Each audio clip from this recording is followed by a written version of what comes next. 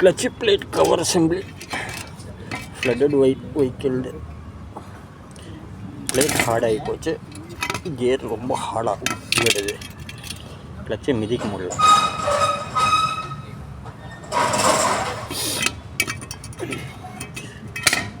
ஃபுல்லாக water mark ஃபுல்லாகவே rust ஆயிடுச்சு.